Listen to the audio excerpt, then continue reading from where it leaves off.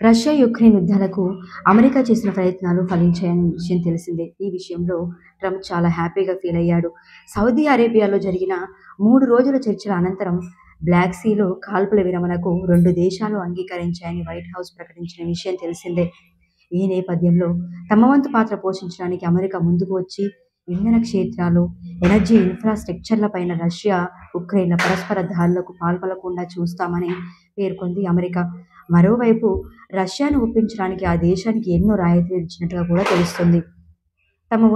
తమ యొక్క ఎరువులను ప్రపంచ మార్కెట్లకు ఎగుమతి చేసేందుకు సహకరిస్తామని అమెరికా ప్రకటించింది. అమెరికా రష్యా, యుక్రెయిన్ చర్చలకు అవకాశం ఇచ్చినందుకు సౌదీ అరేబియా యొక్క రాజు క్రౌన్ ప్రిన్స్ మహమ్మద్ బిన్ సల్మాన్కు అమెరికా ధన్యవాదాలు తెలిపింది. గత 3 ఏళ్ల నుంచి రష్యా, యుక్రెయిన్ యుద్ధం జరుగుతూనే ఉంది.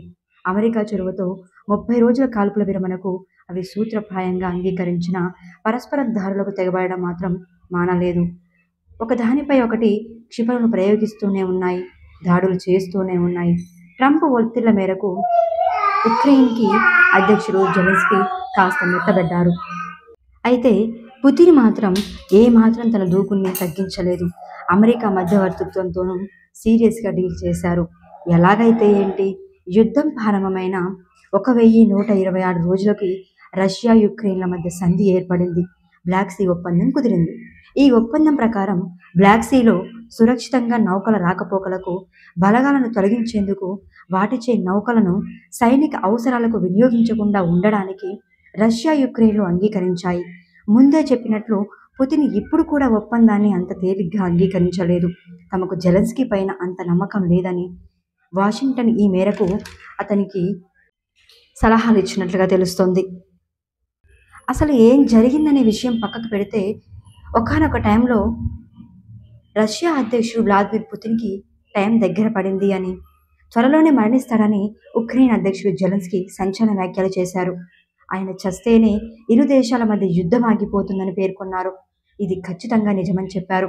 పుతిన్ ఆరోగ్యంపై పలు ఊహాగానాలు వెలువడుతున్న నేపథ్యంలో జెలెన్స్కీ ఇలా వ్యాఖ్యానించడం చర్చనీయాంశమైంది. మరోవైపు ఇరు దేశాల మధ్య సయోధ్య కుదుర్చాలని జెలెన్స్కీ యుఎస్ఏని కోరుతున్నారు. యుక్రెయిన్ అధ్యక్షుడు జెలెన్స్కీ చేసిన ఈ వ్యాఖ్యలకి రిటర్న్ కౌంటర్గా పుతిన్ ఏం చేశాడు అంటే, పుతిన్ కొన్ని వ్యాఖ్యలు చెప్పాడు. ఉక్రెయిన్లో యుఎన్ఏ పర్యవేక్షణలో తాత్కాలిక ప్రభుత్వం ఏర్పాటు కావాలన్నారు. అప్పుడే ఆ దేశంలో ఎన్నికలకు వీలుంటుందని, ప్రజల విశ్వాసంతోనే ఏర్పడే ప్రభుత్వంతోనే చర్చలు జరపాలని అనుకుంటున్నామని చెప్పారు. దీంతో జెలెన్స్కీతో చర్చలకు విముఖంగా ఉన్నట్లుగా పరోక్ష సందేశాలిచ్చారు. ఉక్రెయిన్, రష్యా మధ్య శాంతికి అమెరికా అధ్యక్షుడు డొనాల్డ్ ట్రంప్ ప్రయత్నిస్తున్నారన్న విషయం తెలిసిందే. అయితే ఈ తరుణంలో రష్యా అధ్యక్షుడు వ్లాదిమిర్ పుతిన్పై కీవ్ అధినేత వొలోడిమిర్ జెలెన్స్కీ సంచలన వ్యాఖ్యలు చేశారు. త్వరలోనే పుతిన్ చనిపోతాడని, అప్పుడు 2 దేశాల మధ్య యుద్ధం ఆగిపోతుందని జోస్యం చెప్పారు. పుతిన్ అనారోగ్యానికి గురైనట్టు నివేదికలు వెలువడుతున్న వేళ జెలెన్స్కీ ఈ వ్యాఖ్యలు చేయడం గమనార్హం. గత వారం ఓ సమావేశంలో పాల్గొన్న పుతిన్ స్వల్ప గుండెపోటుకు గురయ్యారని పేర్కొంటూ ఆన్లైన్లో పలు వీడియోలు చక్కర్లు కొట్టాయి. పుతిన్ కాలు వణికిపోతున్నట్టుగా ఆ వీడియోలో కనిపించింది.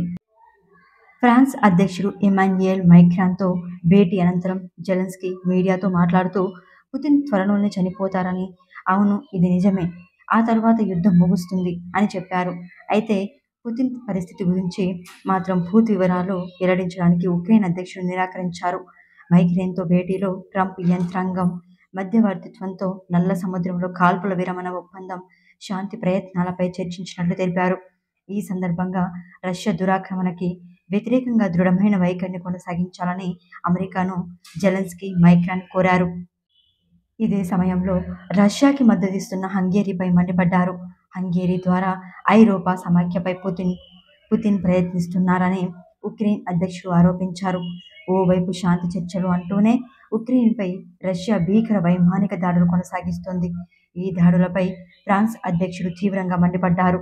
శాంతిని కోరుకుంటున్నామని చెబుతున్న రష్యా పౌర లక్ష్యాలతో సహా ఉక్రెయిన్ భూభాగంపై తీవ్రంగా దాడి చేస్తూనే ఉంది.